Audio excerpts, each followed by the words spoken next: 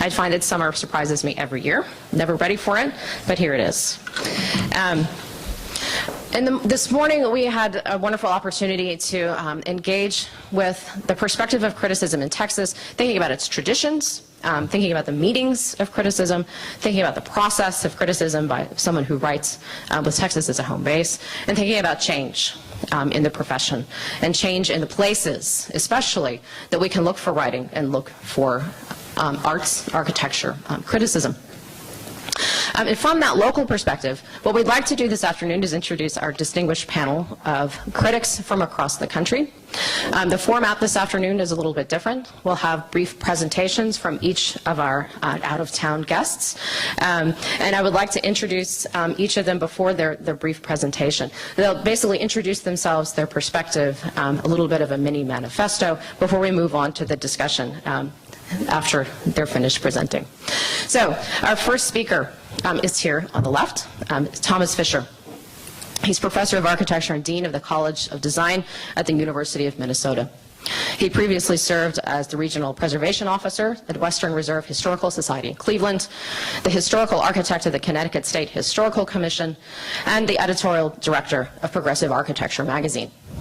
He has published 35 book chapters or introductions, over 250 articles, and 6 books, including In the Scheme of Things, Alternative Thinking on the Practice of Architecture, Lake Flato, Buildings and Landscapes, and Ethics for Architects. So please join me in welcoming Tom Fisher. Thank you, Kate. I thought I'd say a few things about a piece I recently published in Places, an online journal called The Death and Life of Great Architecture Criticism. And in it I talked about, and actually it was following on a piece that Alexandra wrote, and she may want to talk a little bit about her piece, which I think was terrific. I just wanted to use it as a kind of framework to talk about why I think this is important and where I see architectural criticism going. For me, one of the main events in my life, I was in architecture school at Cornell, and I was working on a summer job in Rhinebeck, New York, Historic American Building Survey, and I met Louis Mumford, who lived in Amenia up the road. And for that summer, he kind of took me under his wing, and I spent a lot of time, asking him questions like, how could I become like Louis Mumford? Those are the kinds of questions. You have to be a college student to ask questions like that. But he would write out book lists for me. But one of the most important things he said to me is that to write about architecture, you not only need to know about architecture, but you need to know about the rest of the world. You have to have something to say. And for him, architecture was about talking about culture. It wasn't about writing about architecture as the end. Architecture was a means to help us understand ourselves. It was this kind of mirror to culture. And actually, I took his advice. So after architecture school, I did all my graduate work in intellectual history because I felt that I needed to know about, the world of ideas. And that has been very helpful for me in my writing career. But this notion of the critic as somebody who doesn't just talk about architecture but talks about culture, I think is one model that I think we need to look at. Because frankly, my sense, even though I edited a professional journal for 15 years, is that a lot of people don't really care about buildings per se, but are very engaged when we talk about how these buildings, what they say about us as a kind of mirror to ourselves. And then I find the public is fascinated by it. And so I do think that one of the things that we should talk about this afternoon is that I don't believe architectural criticism is on its death throes. I just think that this is an incredible opportunity to rethink its purpose and capture a new audience. And I think there's great work like that happening.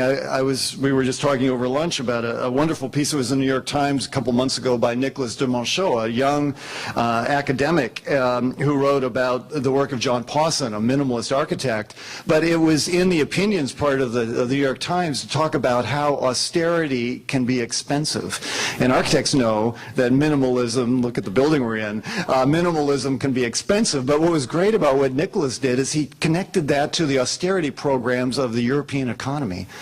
And so it really wasn't about buildings. It was about the lessons we can learn from buildings that can teach us about what we do in the world. And I think that that is one very powerful direction that comes out of this sort of Louis Mumford tradition. Another one that I wrote about in my piece in Places is Eloise Huxtable, still I think widely considered to be one of the great critics, and I think that for her model, and for me what was really powerful about what she did is she got below the surface of buildings. She got back into the process, the political process, the economics of a building project. And so unlike Mumford, who was really interested in talking about culture, Eloise Huxtable was interested in talking about how do buildings actually happen and what are all the deals, behind the scene deals. And there too, I think that there's a lot of public interest in that. I think this is really where David Dillon really shined. I mean, he was in that sort of Huxtable tradition of the sort of mixing being a critic and a beat reporter. And he had that reporter instinct of getting below the surface and actually telling the story about how this happened. And as we know from David's work and Eloise Huxtable's work, I think there is continues to be an audience for that. And again, I think that, and of course we'll have to have a conversation on our panel about how does one afford this at a time when print newspapers are laying off their critics. But I do think that there's an audience, and of course the paradox of all of this is, we all spend more than 90% of our time in buildings, and so it's really kind of peculiar that somehow architecture is viewed as sort of not being of interest to the audience when we're all sitting in buildings probably reading about that information, that idea. So a third model I wrote about in the Places piece was really Jane Jacobs as a model, and from my perspective, what I find really powerful about her is this notion of the architectural critic as a public intellectual. What she was extraordinary at doing was both making very sensitive, detailed observations about ordinary people and ordinary life, and then was also able to sort of draw very big conclusions and visions about where we should go in the future. And so one of the things that I think is also a powerful role is to not simply be critical and critiquing something that has already been built or already designed, but actually to advocate what we should be building, what doesn't yet exist. That this notion that what design thinking and what architecture brings to the world is we imagine structures that aren't there yet. And I think that there's a role for the architectural critic in that as well, which is to help a community imagine something that they haven't been able to see themselves yet. And so that advocate role and that visionary role that I think Jane Jacobs brought to it was really a powerful one, and one that we should talk about.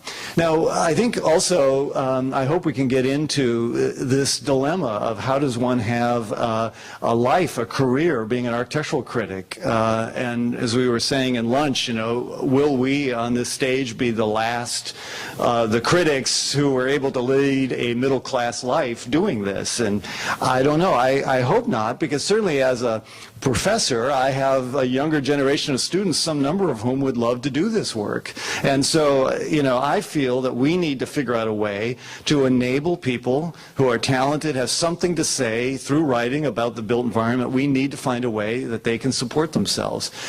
So one model that I've tried after my magazine was bought by its competitor and forcibly folded in 1996 is I went into the academy. And my idea of doing that, and I thought I'd try being a dean. I had no idea if I could do it, but you only find out by doing things, right? Is this notion that you can use the academy as a platform to write about, in my case, about architecture and culture. And I don't think nearly enough academics do that. In fact, I write, one of the places I write these days is the Huffington Post, and I wrote a piece called Tenure, Use It or Lose It, in which I argued that the only reason faculty have tenure is if they make somebody really annoyed that wants to get them fired, and thus they need tenure as protection. But most academics never say anything that annoys anybody. So I believe that, in fact, I've sort of pitched this idea in my own institution and as well as in the among the faculty organization, the ACSA, this notion that part of the review of tenured faculty members is, so what have you written to the general public in the last year? Not just how many scholarly articles, but where have you actually, how many public talks, how many newspaper pieces have you written, op-ed pieces? And I believe that the Academy has really fallen far short of its public intellectual role, and I believe that that could be one platform for architectural criticism in the future, is a much more engaged and much more accessible range of writing coming out of the Academy, where the universities are paying their salaries in order to write about this field. I think maybe just in closing, I think one of the other challenges we have, because I've found this, is I mean, I used to edit a magazine, so almost all my pieces were in progressive architecture, and people were reading me all the time. And since I've gone to the Academy, I actually am writing as much or more than I did when I was an editor of progressive architecture, but I write all over the place, and so a lot of my colleagues think I've disappeared. Or they think that I'm only occasionally writing. They don't realize that, you know, in this new world, there's very few places that everybody is reading. It's a much more distributed landscape now of criticism, and that's fine. And actually, I enjoy that, because in addition to writing for, you know, my local architecture magazine, Architecture Minnesota, and I write the back page of Architect Magazine, which is a professional journal. I write for the Huffington Post. I write for Public Sector Digest, a magazine that goes to city officials, and I've tried to sort of take the notion that an architectural critic can actually have something meaningful to say to other disciplines and to a broader public. But it does lead to a broad distribution of vehicles to write for, and a sense that you have kind of disappeared. So how do we deal with that? The distributed nature of the discourse and where criticism appears, I think, is another interesting question. And so I think I'm out of time. So thanks a lot.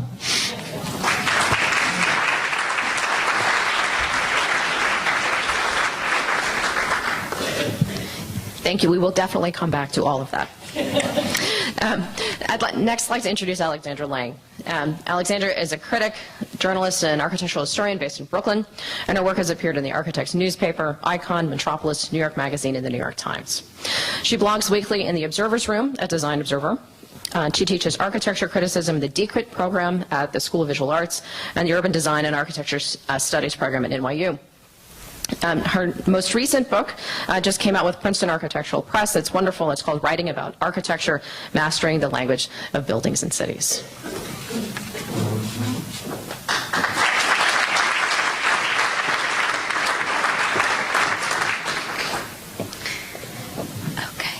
So I decided that the best way to illustrate my philosophy of criticism and my work was to give you a snapshot of my spring. So in January, I went to Silicon Valley for a week to investigate the question, what is it that the tech companies, Google, Facebook, Apple, see in the city, and seeing those qualities, why don't they move there? I had been thinking about Silicon Valley ever since Apple released the design for their ring-like headquarters, and I, as well as Chris Hawthorne and Paul Goldberger, had all noticed its resemblance to the corporate office buildings of the 1950s. Above is a brochure for IBM's Building 25 in San Jose, California, by some accounts the first modern corporate campus in the Valley, designed by John Bowles. Today it's the site of a Lowe's home improvement store, which you can see in the background of a memorial to Building 25 in the foreground. And it's the only park, it's adjacent to the only park I've ever encountered named after computer memory, which you see there on the other side. I actually tweeted a photo of Ramack Park, and I said, how funny is this? And a lot of people didn't know what Ramack was. So how quickly technology changes. It seemed to me that the current rhetoric of creativity and innovation was all urbanophilic. Open offices and way stations with food to encourage serendipitous encounters, walking meetings and bike and car shares to encourage health and sustainability. These private companies were solving some of the Bay Area's public transportation problems, and yet the offices of Facebook and Google and Apple were all isolated in seas of parking lots and cul-de-sacs. When asked about cities, the executives stressed their need for security. How could they reconcile these two competing needs? And this, designed by Norman Foster, was a literal glass bubble surrounded by nostalgic apricot orchards, and did not seem like the answer to me.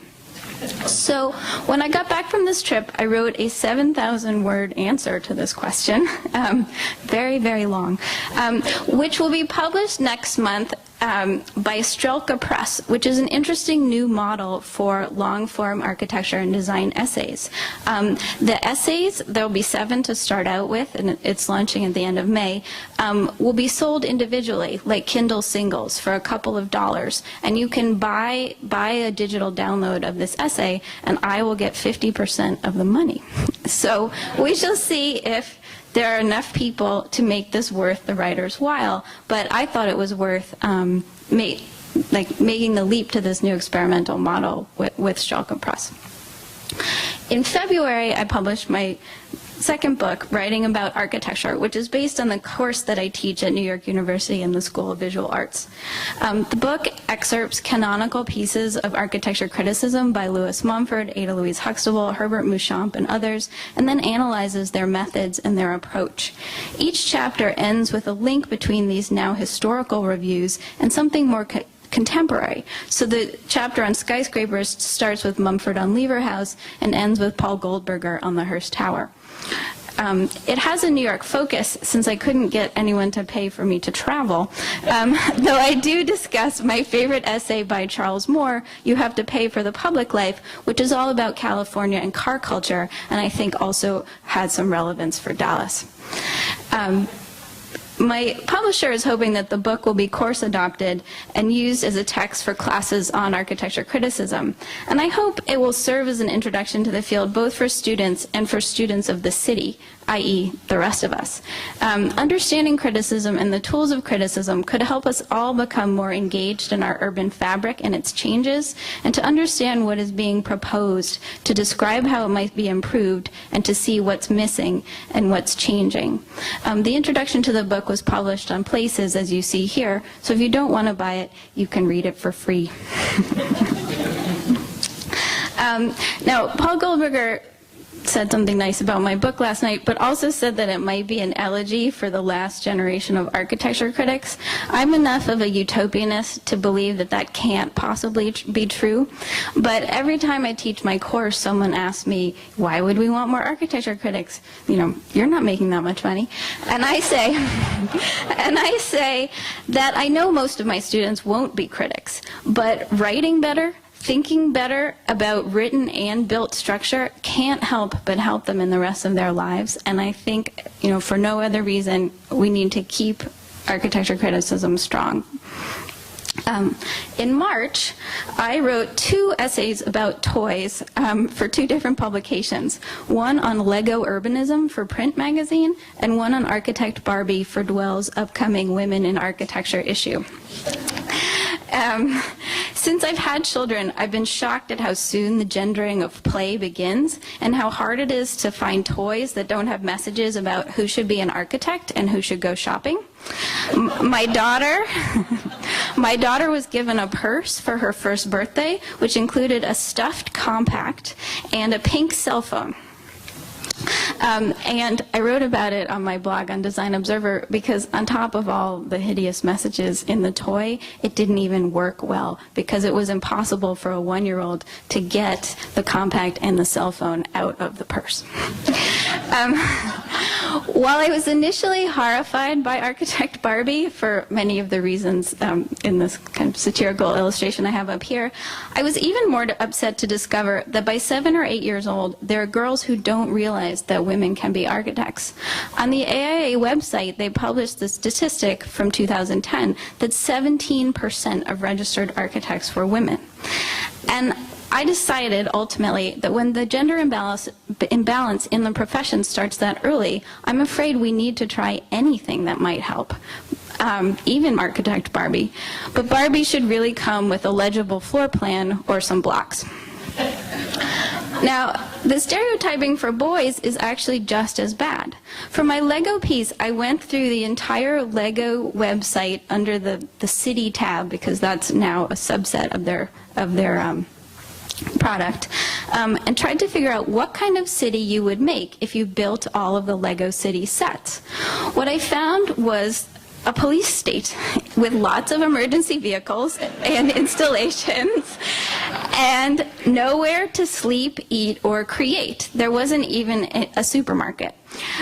Boys are forced to be action heroes, even by the toy that many cite as their inspiration to be an architect. And with these options, an architect with no computer or architecture without creative spaces, what kind of cities are we going to get? In April, I wrote a design dialogue about the Hunger Games that was published on the Atlantic magazine blog.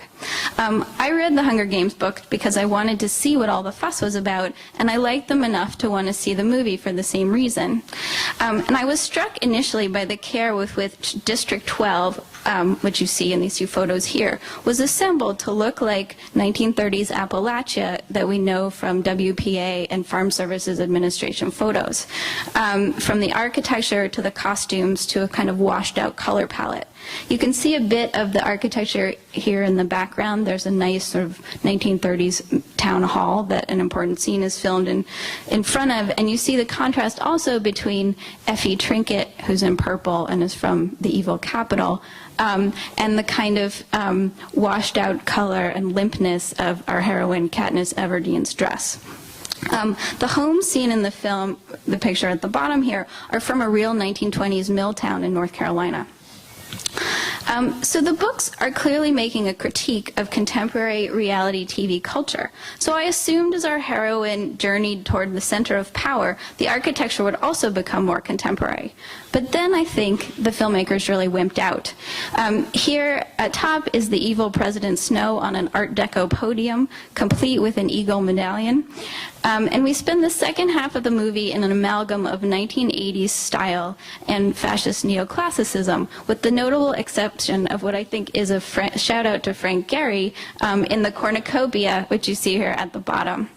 How much more interesting would that movie have been if the director had made an architectural commentary through the design of the Capitol? So I realize that some of this work might sound beside the point. Where are the buildings? But there isn't a new building to review every week, and that's not necessarily how most people experience architecture. A major problem for architecture criticism today is audience. Who reads it? I'm really not always sure.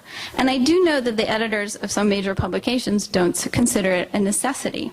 So to build the audience and to demonstrate the necessity, I think it's important to show, as Ada Louise Huxtable put it long ago, that architecture is the art we cannot afford to ignore, but do.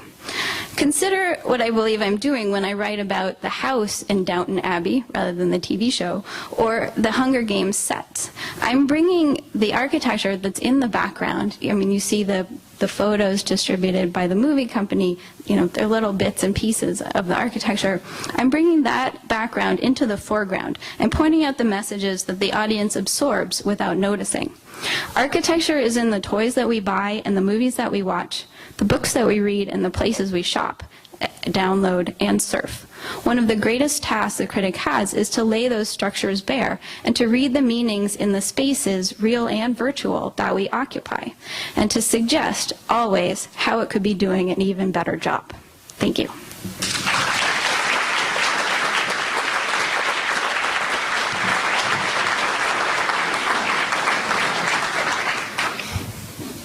Thank you very much. We want to go to our third speaker now. We'll go to Christopher Hawthorne, who is architecture critic for the Los Angeles Times, a position he has held since 2004. He's also been a columnist for Los Angeles Times Magazine. Before coming to the Times, he was architecture critic for Slate, contributing editor for Metropolis Magazine, and a frequent contributor to the New York Times. He is the author, with Alana Stang, of The Green House, New Directions in Sustainable Architecture, published by Princeton Architectural Press, and was consulting curator for the exhibit based on the same book at the National Building Museum in Washington, D.C. So please join me in welcoming Christopher.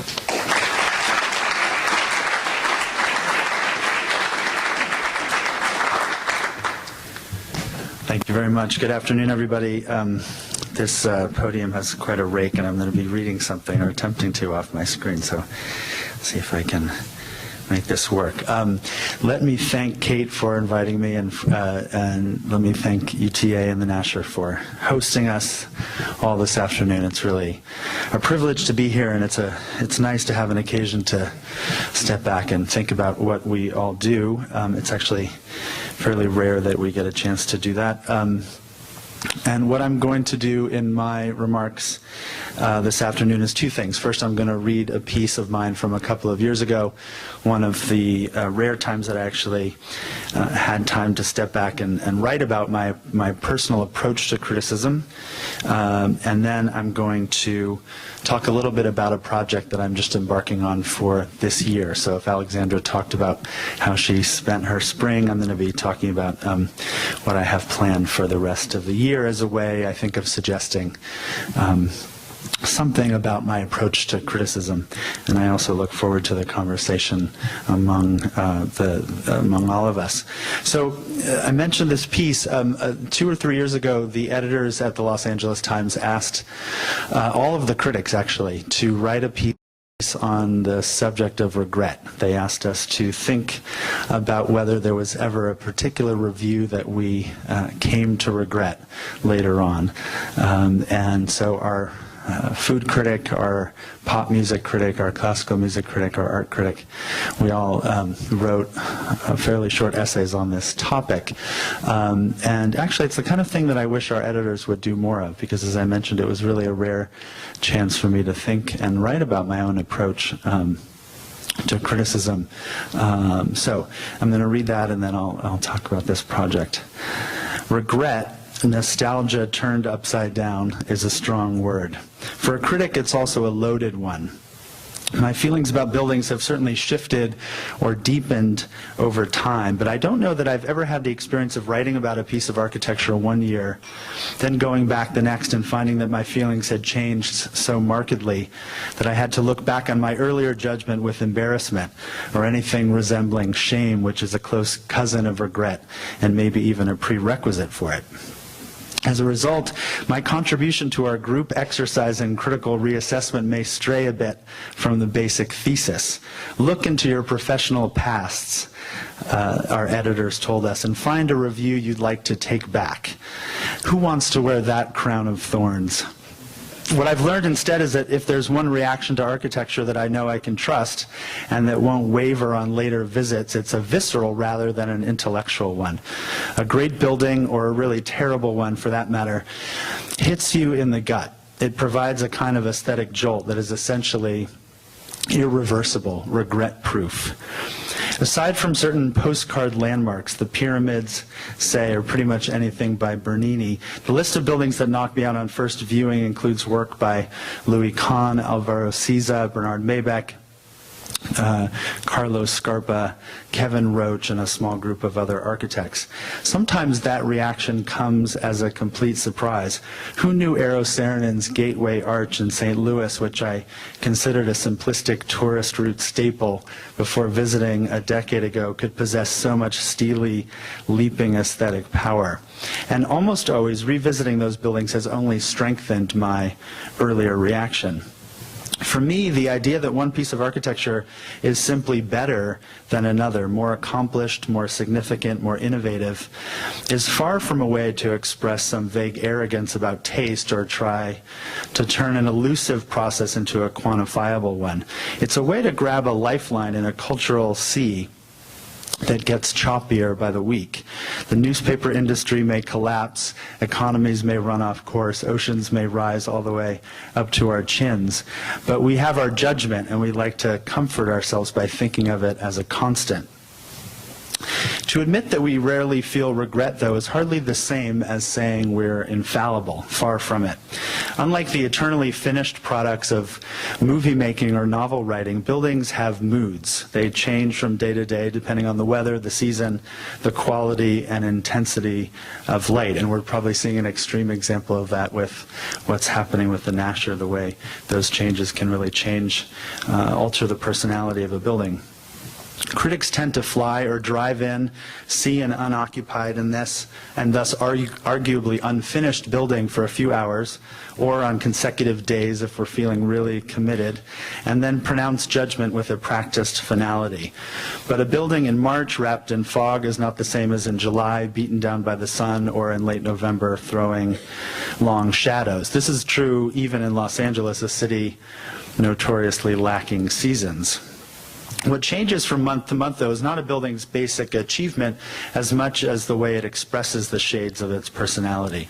In that sense, a piece of architecture is not so different from a theatrical script or a musical score in performance, where the product that a critic is asked to judge is dynamic and unsettled. If a play or a piece of music is made when it meets its audience and can be expected to do so in a different way every night, a building is made in a series of mostly irreversible steps when its design meets the world and everything in it. Physics, zoning, the indignities of ill-chosen furniture, wind, hail, earthquakes, terrorism, and of course, the passage of time. As fixed and eternal as a completed building can seem, in other words, architecture is actually among the most contingent of the arts. Compromise and change are built into its DNA. So is the path to ruin, the inescapable fact that buildings are foremost things, as Paul said last night, which fall apart. When it comes to writing about architecture, what usually vexes me after the fact is phrase-making rather than ideas, not the what, but the how. And it must say something about regret that while I was waiting for this essay to appear in print, I went back 3 times to rework it. Making a judgment for me is the easy part. Expressing it in clear and persuasive language is where the real effort begins. There's also that steady, low-grade anxiety about facts. Were those panels steel, as I wrote, or aluminum? Was that really a Virendeel truss? Did I really use the same adjective in 3 straight sentences? Now there is shame.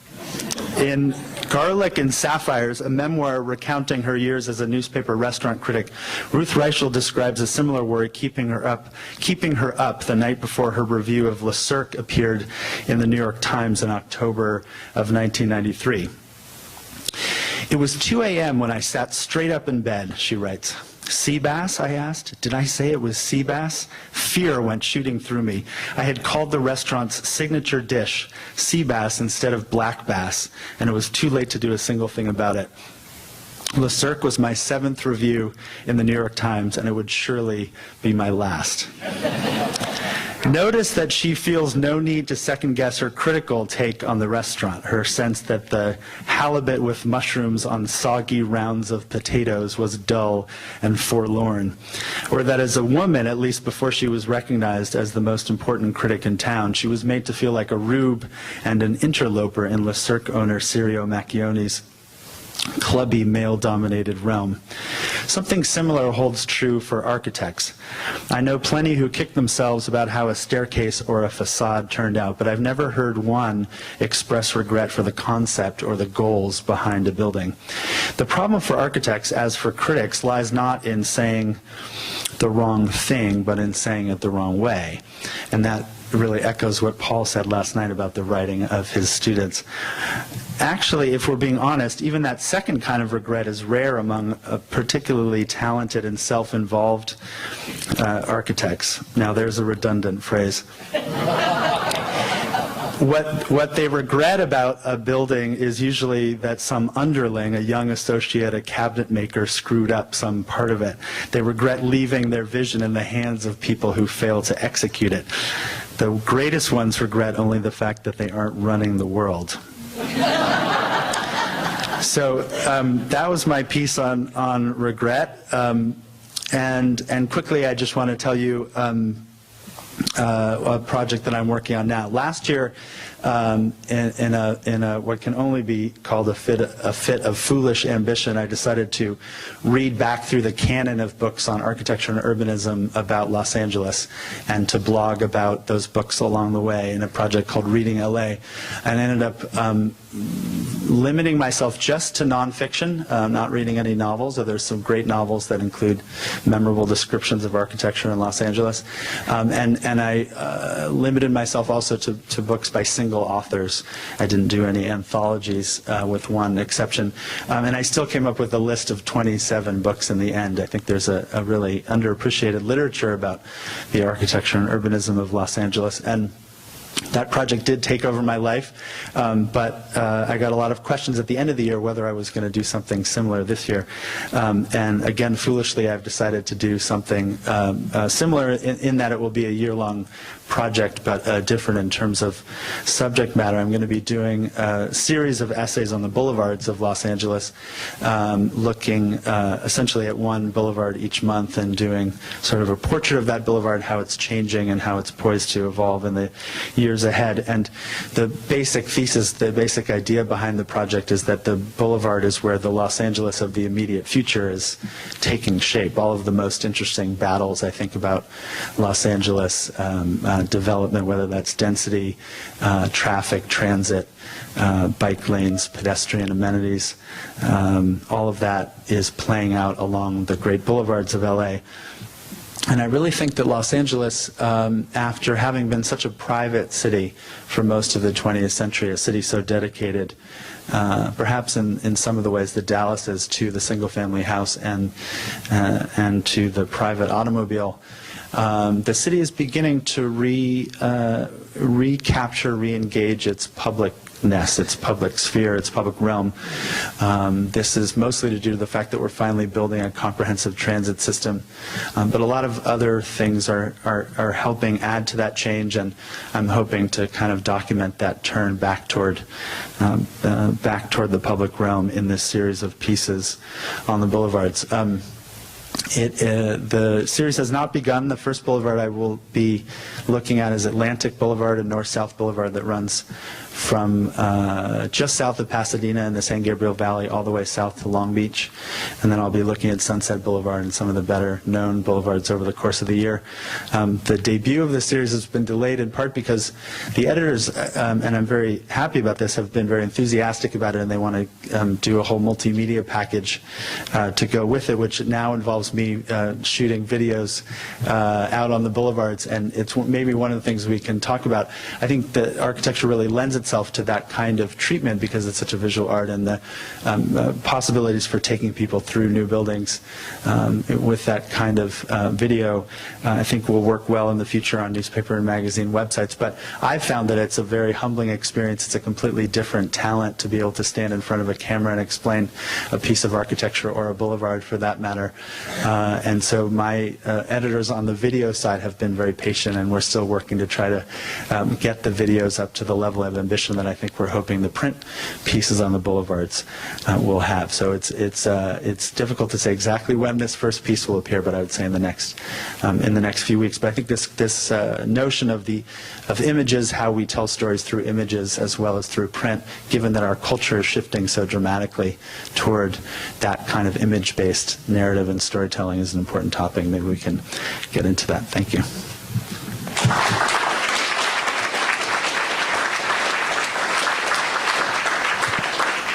That's a very persuasive argument for the importance of the critic as an interpreter and a framer of a particular place, and the importance of local writing. Our next speaker is Stephen Sharpe, who was for 12 years the editor of Texas Architect, the bi-monthly magazine published by the Texas Society of Architects. During that period, he continuously broadened TA's editorial content, and in recognition of his accomplishments, he was awarded honorary AIA membership earlier this year, and the TSA Award for Excellence in Media in 2005. He began his career as a newspaper reporter and feature writer, following jobs with a small weekly in Colorado and then a daily in Greenville, Texas. He joined the staff of the Corpus Christi Caller-Times and later the San Antonio Light before moving on to Texas Architect. So please join me in welcoming Stephen.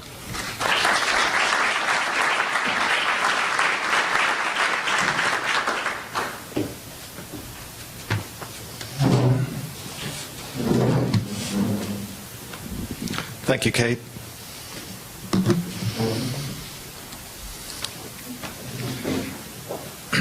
My road to architectural journalism involved a series of twists and turns, which culminated 12 years ago with my being hired as the editor of Texas Architect. That long and I believe successful run ended 2 months ago. Texas Architect, that venerable periodical, published continuously for 62 years, is the official magazine of the Texas Society of Architects, the state component of the National AIA. Here's the cover of that first edition. Published at the beginning of 1950 as a 24-page mimeographed newsletter. Over the next few decades, Texas Architect veered wildly in its graphic presentation. Its format also changed, expanding from the smaller digest size to standard size, roughly 8.5 by 11.25 inches. Here's a sampling ranging from the mid-1950s, this is 1951, to the early 1970s. Throughout that time, Texas Architect was produced by architect volunteers, often just one person, working in his spare time. The result, as you can see, was an eccentric mishmash of graphic styles. Note the positioning of the nameplate. It's moving all over the place. This is the birthday. Frank Welch is in the audience, one of his signature pieces from the mid-1960s, I believe. Is that right, Frank? Yep.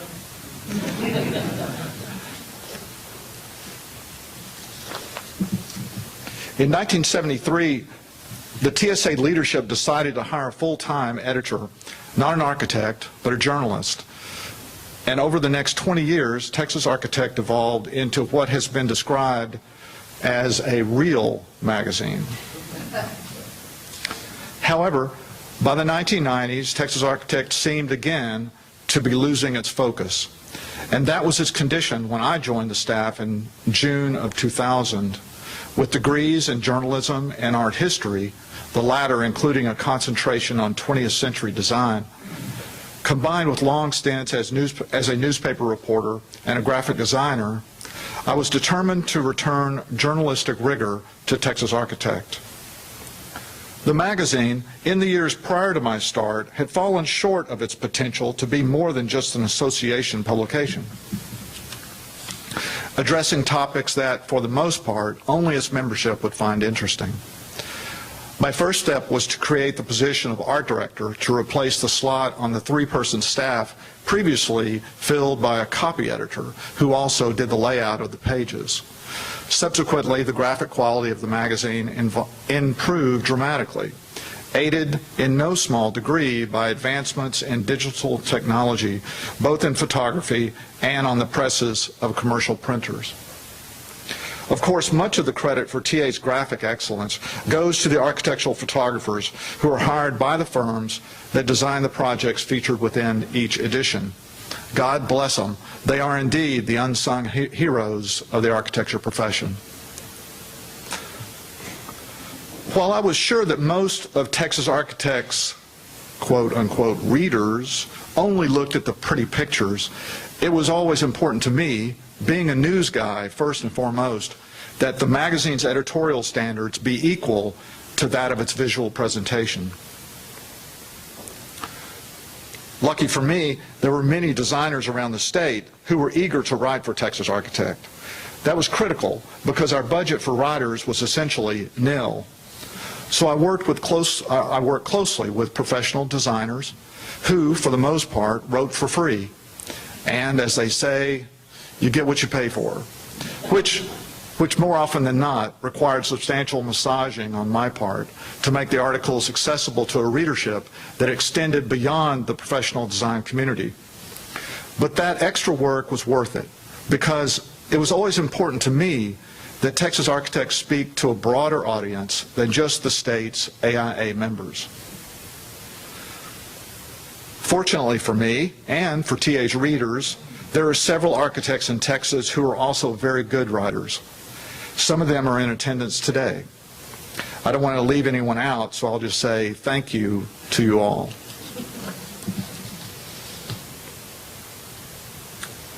David Dillon didn't write often for Texas Architect during my years as its editor, but he offered one article in 2009. It was an adaptation of an address he gave to a gathering of AIA regional executives the previous year.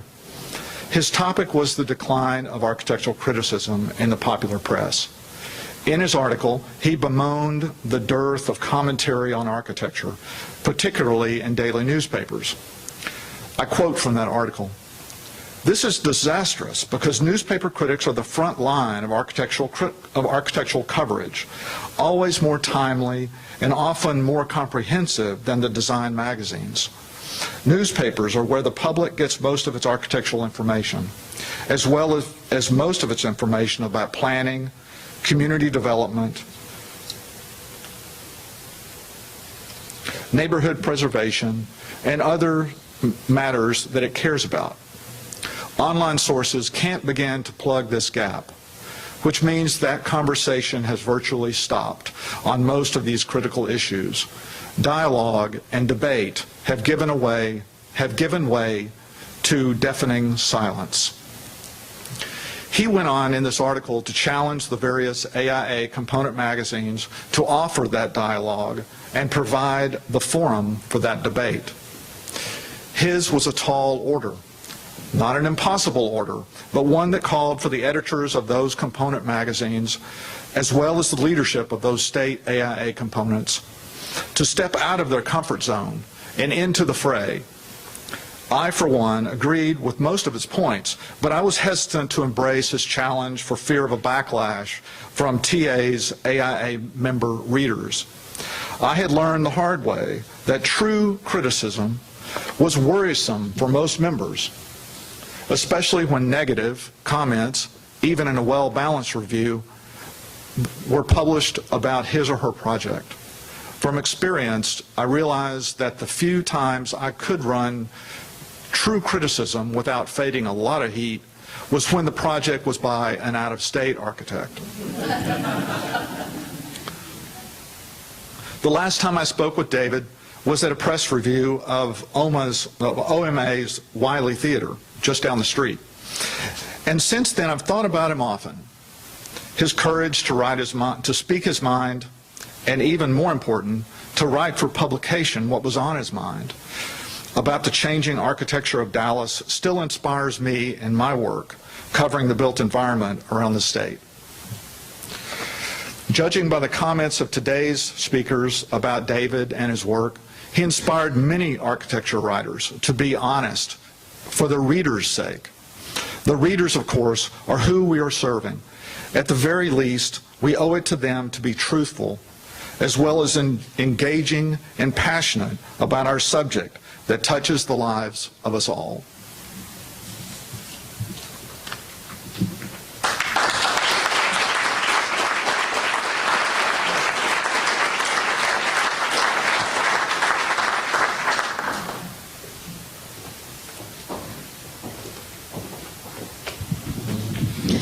I think if we can have all our speakers return, Paul, I think, says that he gave his manifesto last night. If you would like to do a brief one now, you're welcome to, if you've changed your mind. I want to say just a word or two. Okay. Not a full, thank you. Okay. Thank you, Kate.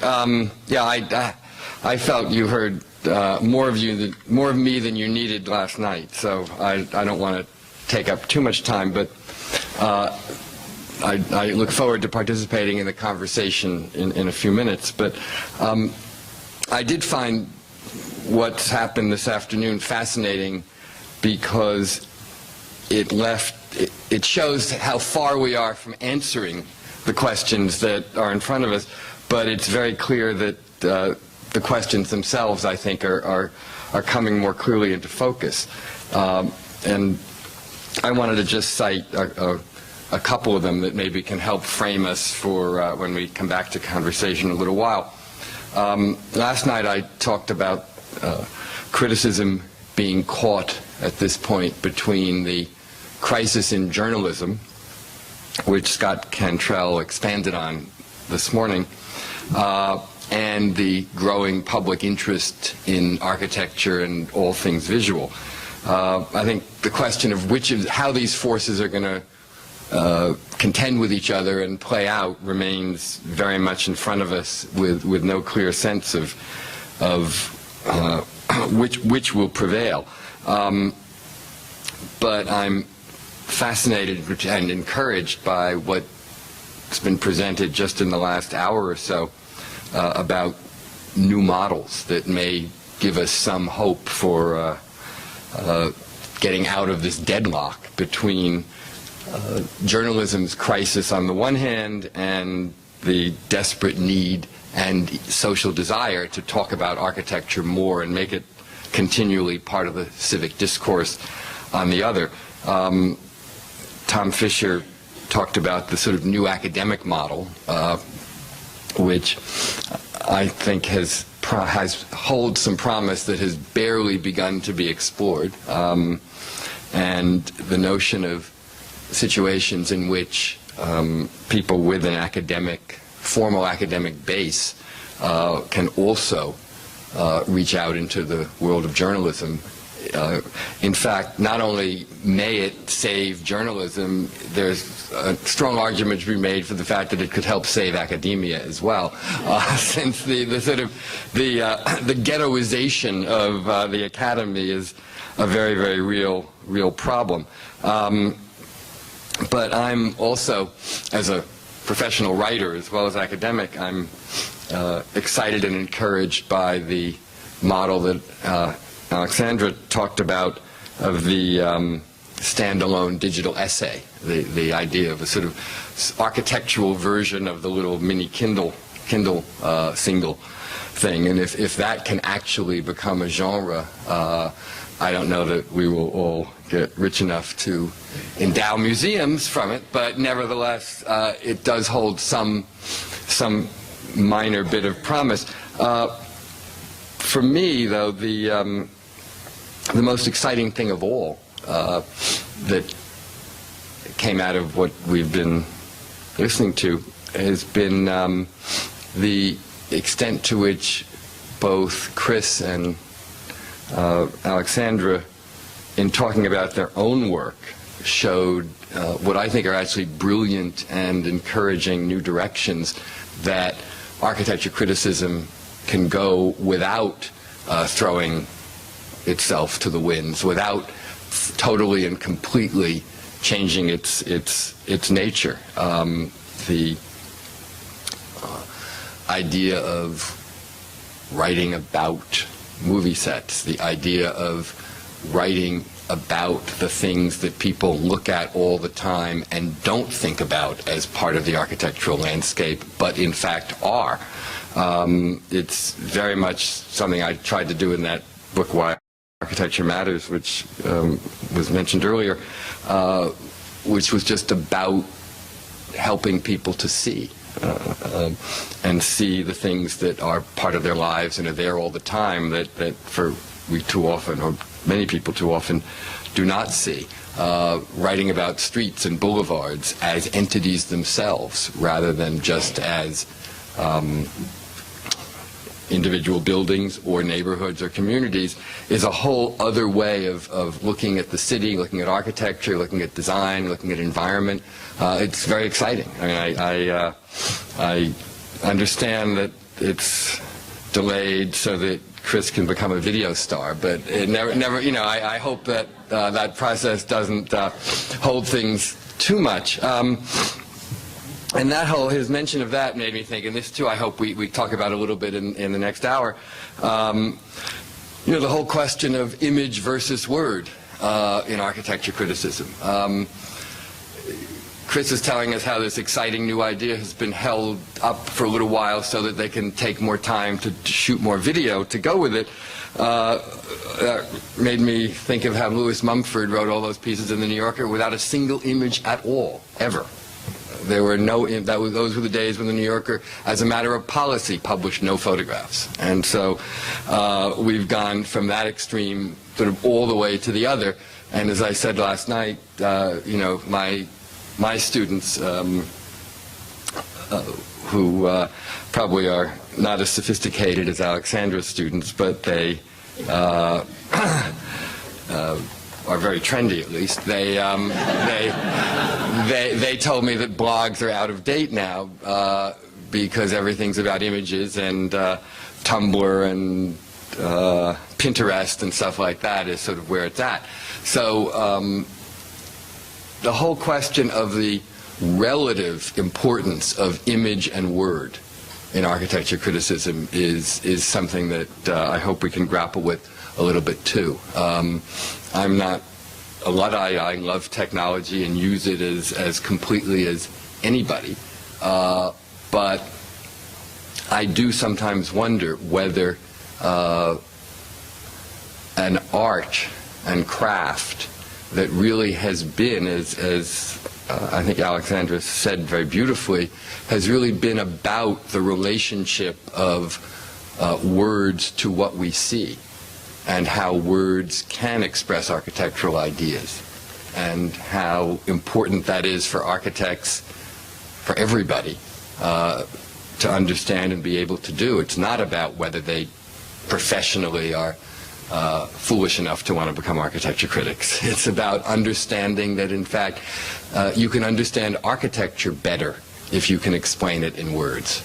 And it becomes, you know, the dynamic of the relationship between architectural ideas and the English language is a key thing that I hope we don't completely lose sight of and lose track of as technology does push us more and more to the image. So those are just a couple of casual thoughts that I hope will build on everything that's been said before and get us going in a little while.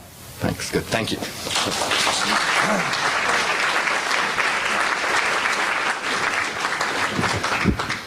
Well, what we had planned on doing was starting the discussion up here on the stage just a little bit, and then taking a quick break and then opening up to audience questions. And I view my role as moderator here really is to just kick it off and then let you guys actually talk to each other without me really saying too much. And the point that I actually wanted to kick off with was something that occurred in almost all of your talks, was the question of models for criticism.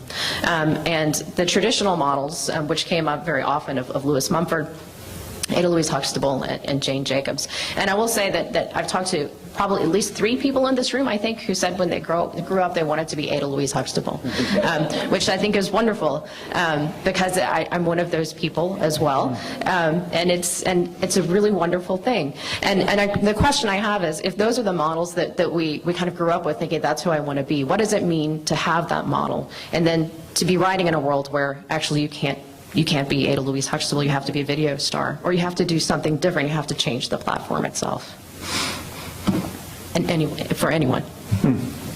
Well, I think the change of the platform doesn't necessarily mean there's you can't be the next Ada Louise Huxtable. I mean, I do think, it's, Paul, your point about word and image is really great, because I think that, on one hand, we have this culture, this younger generation that is so visually literate, but on the other hand, I think at the same time, in fact, I've been really struck by the number of architects that have been hiring writers inside their offices to write about the design process as they do it.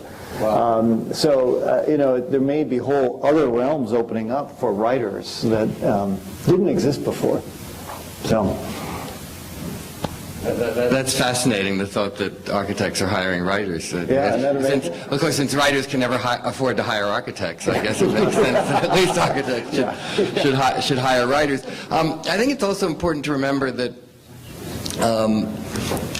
while somebody wanting to grow up to be Ada Louise Huxtable may be confronted with a world different from the one Ada Louise was confronted with when she began her career, that world in turn was different from what existed a generation or two before that. If Ada Louise Huxtable had existed in the world of Montgomery Schuyler, she couldn't have become Ada Louise Huxtable. I mean, it would have been difficult for her, and for all kinds of reasons. So, in fact, a lot of things do get better, and I feel, despite the concerns I raised just a moment ago,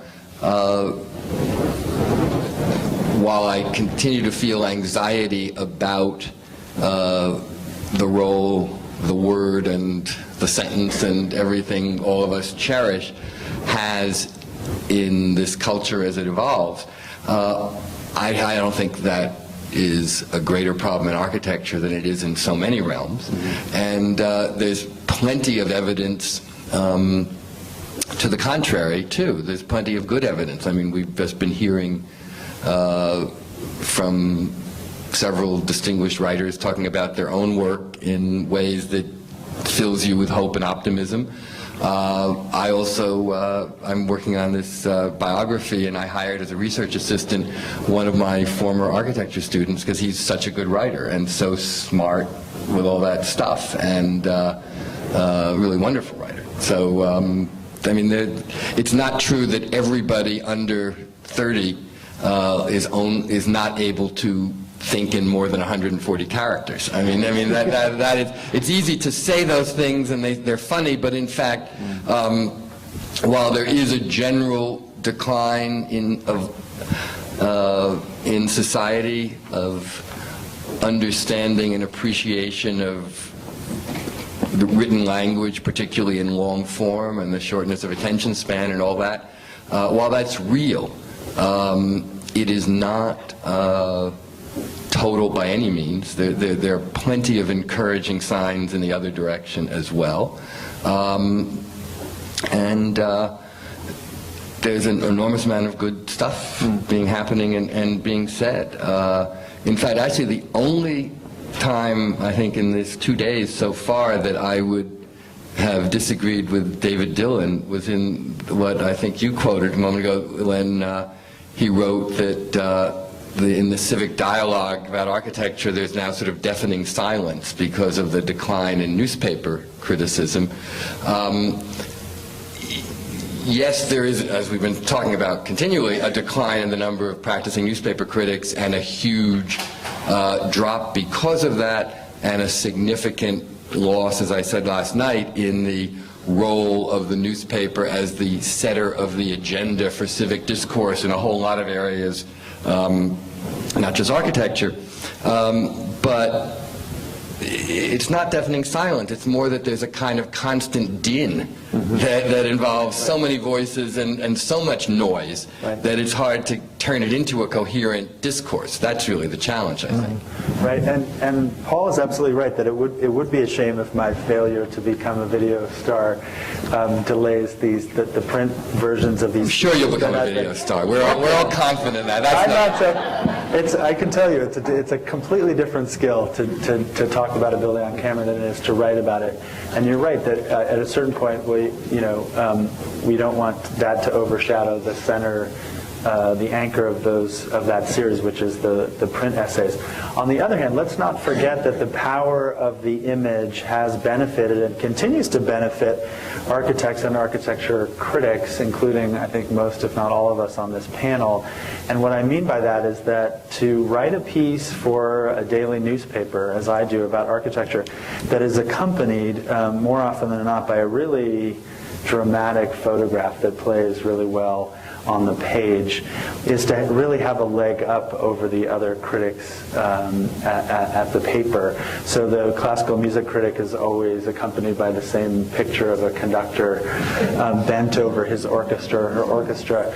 I can tell you that the power of the images that accompany my pieces has often been responsible for better play, more prominence, and therefore more attention to architecture among the readers of the daily newspaper. And I think that's true at a lot of publications. So that is something that has really helped lift the visibility of the profession and of criticism. But the question is, how do we as we move forward. I think that my sense of why I'm trying to dedicate some time to the video side of this project is that the writing is very much on the wall. The culture is more and more about telling stories and a narrative through images, and I think Tumblr is a great example of that, and the rising influence of Tumblr in setting a certain kind of cultural agenda. And I don't think it's a good thing or a bad thing. I think it's something that we have to try to grapple with and understand. I don't think the word is going away, but I think trying to, particularly in a city like LA, where most of the storytelling is done through the medium of the screenplay, trying to figure out how that can be exploited by criticism for the benefit of criticism is really the goal, I think. I just want to say, I think it's so interesting. Just flip the switch on. Yeah, it's on. Yeah, I think maybe put it higher. I think it's really interesting that this topic has come up repeated times, because one of the pieces on my self-appointed agenda to write within the next month, I hope, is a piece called Picture People versus Word People, because I actually think that what we're seeing on the web is a kind of split in platforms. Pinterest is the flavor of the month, and that is very image-driven, but you also have these websites like long form that basically strip out all the pictures and leave only the words. And I don't know the exact numbers for them, but I do think that people are starting to realize what kind of person they are and to group around one platform for the other. I joined Pinterest because I always join everything. And when I get an invitation, I'm like, oh, maybe this will be fascinating. And many of them have been. I got completely sucked into Twitter. But I went on Pinterest and I couldn't think of a single thing to pin except for wedding dresses for my cousin's wedding. And it's not like she needs my advice. So I felt like I didn't know what to do with that yet. But more importantly, I think it's important to sort of look at the structure of these websites that we're all using and sort of how they channel us to use them. And I think a lot of them are actually for picture people or word people, and people are using them in different ways. Twitter, for example, I actually think you can do a better and worse writer on Twitter. Some people are funnier than others in 140 characters. But then there are other people that really use it as a vehicle just to share photos. So, there are picture people and word people using Twitter together.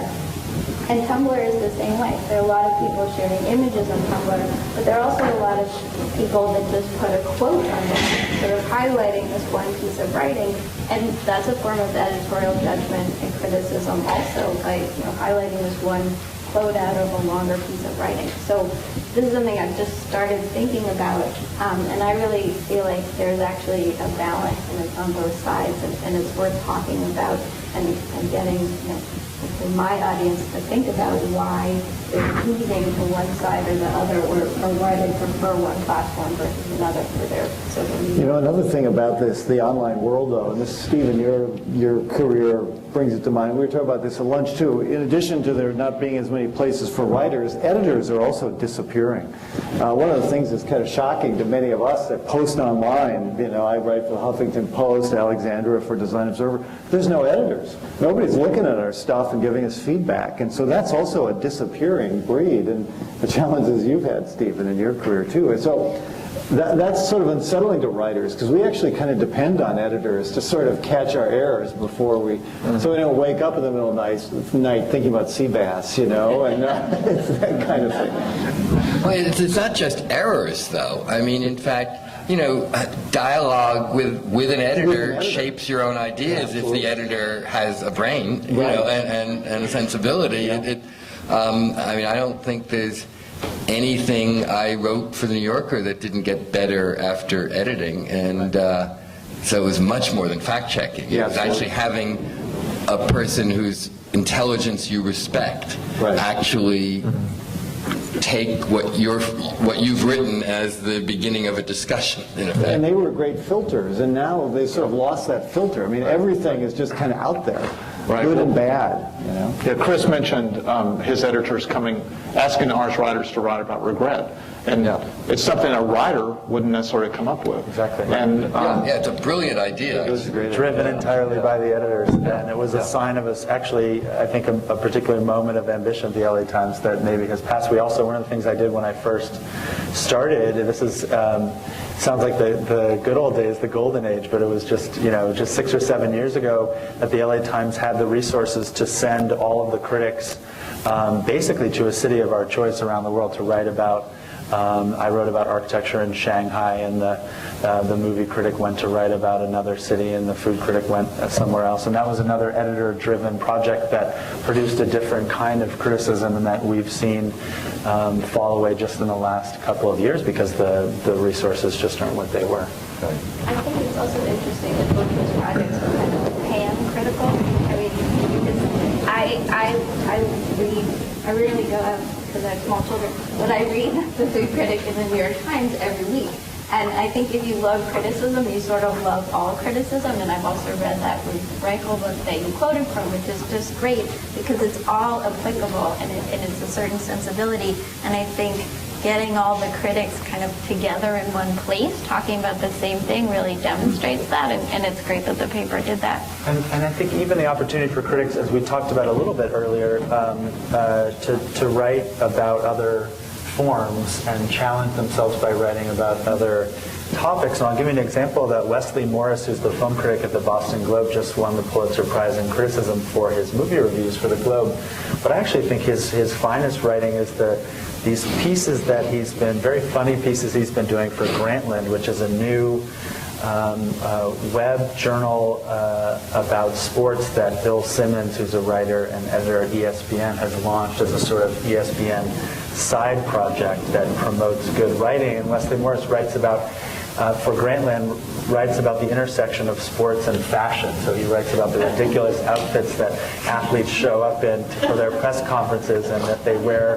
The NFL draft just started last night, the ridiculous suits that these guys wear as they walk across the stage to meet the commissioner after they've been drafted. And he's writing really fantastic stuff there that has absolutely nothing to do with the movies. I think one of the other issues that was brought up was the idea of this location of where the critic will be in the future and these potential for collaborative models. And actually, as I was struck by reading everyone's bios and introducing you, is I think almost everyone except Stephen Sharpe actually already has an association with an academic role in some way. So if you could address a little bit more what that relationship between the academy as the generator and supporter of a public intellectual, that'd be a productive. You know, there's also been a conversation, I don't know how far this will ever go, of the major universities buying newspapers to keep them going. And that has been seriously discussed. I don't think it's very public yet, but I mean, there's a sense among the universities we can't let these newspapers disappear, and maybe they just have to, and there would have to be a firewall. But still, I think that an increasing involvement of the academy and journalism is, I think, part of this future.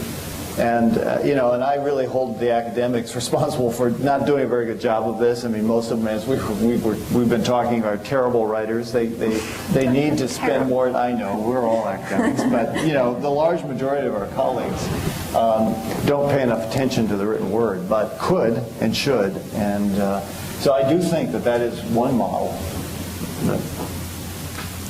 But there are others. Well, I think we all really learn from our students in ways that help our criticisms in really direct ways. I've been teaching just for the last year or so at Occidental College in Los Angeles, and as I work on this Boulevards piece, I've been able to talk to my students and really learn a lot from them about how their generation thinks about particularly mobility and moving around the city, because one of the issues I'm most interested in pursuing in this series is the notion that this rising generation, the millennial generation, is actually rejecting car culture to a large degree, embracing public transit. And one of the hypotheses about why that is that they don't want to put down their phones. They want to be connected, and they don't want to drive, not because they don't want to be stuck in traffic jams, but because they fear being detached from that sort of connection. And I think there is something to that. And in fact, there's a lot of really interesting research starting to emerge about